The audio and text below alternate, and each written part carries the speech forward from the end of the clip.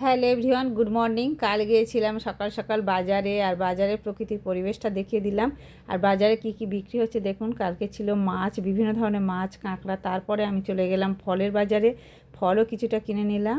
সবজি, ফল, মাছ কিনে বাড়ি ফিরে চলে এলাম।